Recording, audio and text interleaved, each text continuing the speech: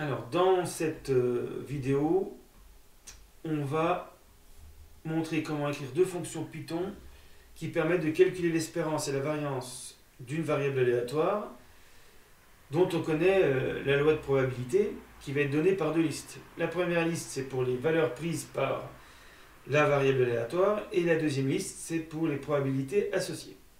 Par exemple, pour un dé équilibré, vous avez une première liste où vous avez les 6 résultats possibles, 1, 2, 3, 4, 5, 6, et une deuxième liste avec les probabilités correspondantes. Donc, un sixième, c'est pour 1, 2, 3, 4, 5 et 6. Alors, les listes en Python sont écrites de cette façon. Voilà, ici et ici. Alors, déjà, on va revoir comment en Python, on a besoin de savoir faire une somme en Python. Donc, par exemple, une somme qui renvoie 1 plus 2 plus 3 jusqu'à n. Donc, au départ, la somme, on la met à 0. Et on veut renvoyer, par exemple, si c'est 10, on veut renvoyer 1 plus 2 plus 3 jusqu'à 10. On oublie, dans ce cas-là, on fait une boucle. La technique, c'est de faire une boucle et d'ajouter un par un les éléments. Donc, for i in range. Donc, en Python, il faut mettre l'élément de départ, donc là, c'est 1, la première valeur, et l'élément d'arrivée plus 1, parce que le n plus 1 est exclu. Donc, ça s'arrête à n. Il faudra faire attention. Donc, i va varier de 1 à n par pas de 1. Quand on ne met pas de troisième valeur, le pas par défaut, c'est 1. Au départ, la somme vaut 0 et i vaut 1. Donc on fait 0 plus 1. La somme vaudra 1. Après, on ajoute 2. La somme vaudra 3. On ajoute 3, etc. Donc on ajoute 1 par 1 tous les i. Donc on fait s égale s plus i. Et donc ça va faire à la fin, une fois que la boucle for sera terminée, la somme aura bien toutes les valeurs 1 plus 2 plus 3 jusqu'à n. Donc on retourne S.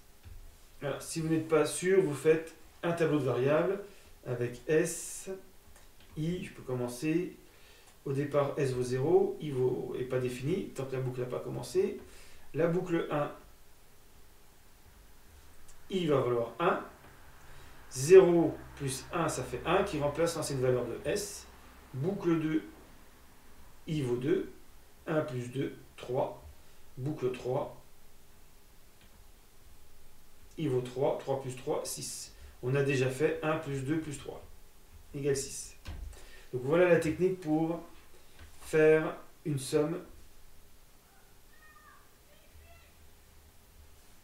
ici. Alors maintenant, comment faire une variance, une espérance et une variance.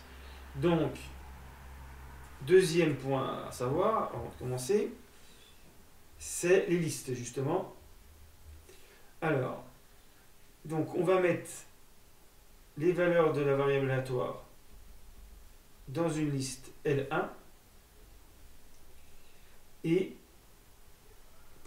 dans L2, on va mettre les probabilités correspondantes. Pour parcourir, alors si on veut avoir accès, par exemple, ici, à 4 isolément, il faut utiliser un index. Donc l'index commence toujours à 0. Donc 0, 1, 2, 3.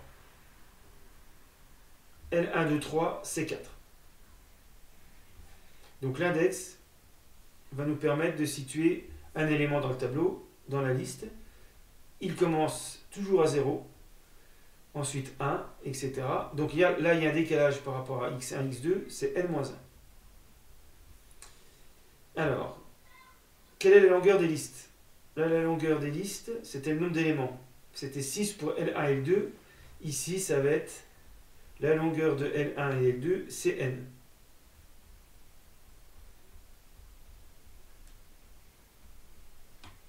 Alors, c'est pas n-1, parce que comme on commence à 0, l'index, lui, s'arrête à n-1. Mais si on va de 0 à n-1, ça fait bien une longueur de n.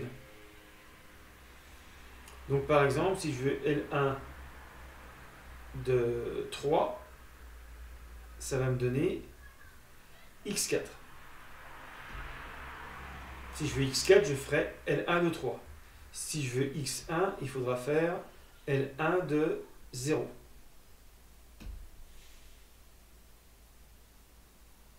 Et puis le dernier terme, xn, ça sera L1 de n-1.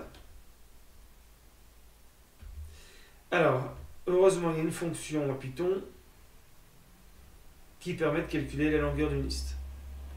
Donc là, ça va donner n.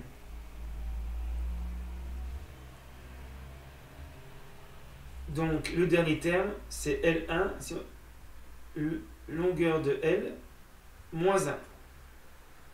Il faut faire attention. Alors, comment on va faire ça? Comment on va utiliser ça pour l'espérance? Eh bien, on va essayer. L'espérance, je rappelle, c'est P1 x1 plus P2 x2 plus Pn xn. Donc c'est la moyenne de mon tableau ici. Alors, avec les listes, ça va donner. Il faudra faire. Donc, il faut tout décaler les indices. Donc, ça fait. Alors, c'est la liste 2 pour P1. L2 0 multiplié par L1 0. Donc, ça fera P1 x1 plus L2 1 fois L1 1, etc. plus jusqu'à Pn L2 n-1 L1 n-1. Voilà, donc on va appliquer la technique qu'on a vue sur les sommes pour pouvoir faire cette somme en faisant une boucle pour qui va varier de 0 à n-1. Alors,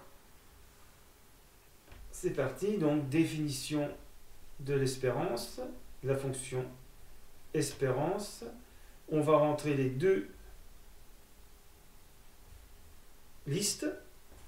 Donc, pour appliquer cette fonction, il faudra rentrer deux listes de même longueur dans la console, par exemple. On verra comment on fait après. Ensuite,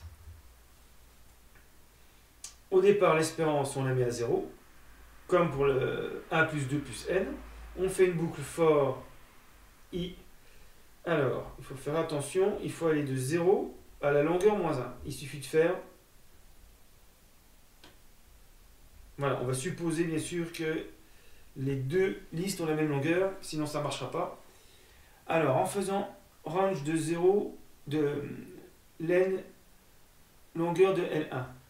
Comme on ne met rien devant, quand il n'y a qu'un nombre, c'est 0. Jusqu'à... Là, ce nombre-là est exclu, donc ça va aller jusqu'à longueur de L1 moins 1. Mais c'est exactement ce qu'on veut.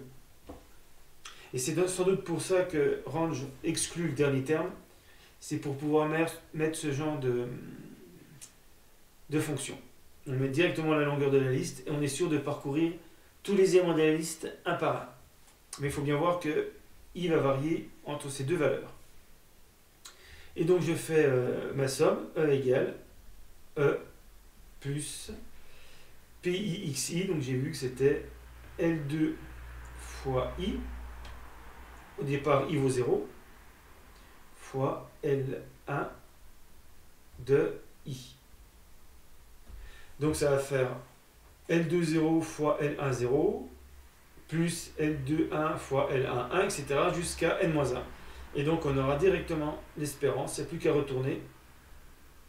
On a bien fait la somme, P1x1 plus P2x2 plus Pnxn. Alors pour la variance, c'est un peu plus compliqué. C'est P1 x1 moins l'espérance, je vais l'appeler E, au carré, plus P2 x2 moins E au carré, plus Pn xn moins E au carré. Alors il y a une autre formule, mais qui n'est pas, il me semble, au programme de première, qu'on voit en exercice, qui serait plus simple à utiliser. Là, on va être obligé, dans la fonction variance, de calculer l'espérance. mais la méthode est la même. Donc définition de la variance, il faut rentrer les deux listes L1, L2. On suppose qu'on a déjà fait la fonction espérance. Et donc, on va mettre V égale 0 au départ. Cette fois-ci, on va faire directement le calcul. Alors, on pourrait l'intégrer au calcul de la variance et retourner les deux valeurs. Donc là, on va appeler la fonction espérance en prenant les deux mêmes listes. Donc maintenant, on est débarrassé, on a calculé E.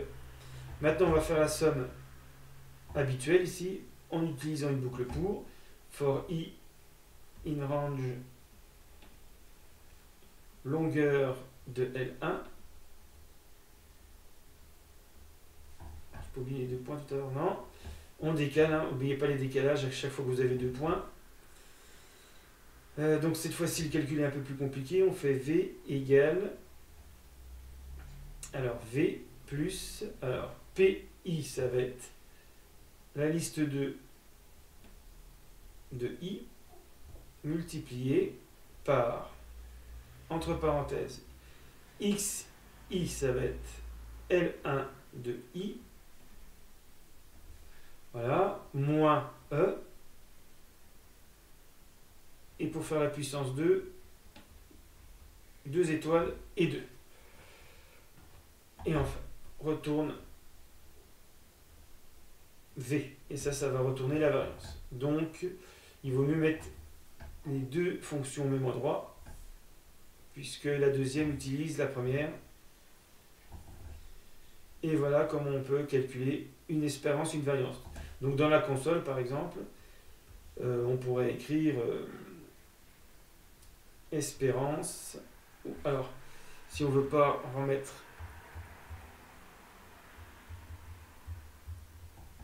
la liste, on met L1 égale, donc on va prendre 1, 2, 3, 4, 5, 6. Ensuite, on met la liste L2 qui correspond. 1 sixième, 1 sixième, si le D est équilibré, bien sûr. Alors, ça marcherait aussi pour des tableaux statistiques, pour des séries statistiques. La méthode marche. Pareil pour trouver la moyenne, pondérer et puis la variance. Et ensuite, on appelle la fonction espérance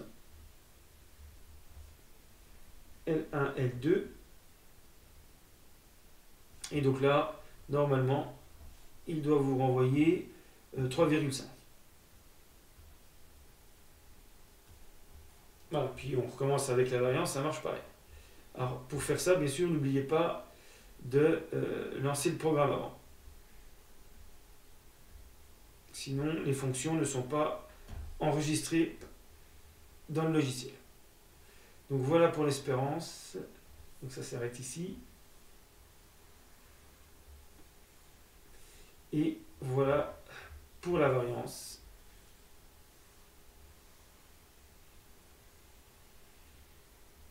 Donc n'oubliez pas, bien sûr, à chaque fois qu'il y a deux points, on décale, mais le logiciel le fait directement. Et il y a les décalages. Voilà, qui servent en fait de fin de boucle.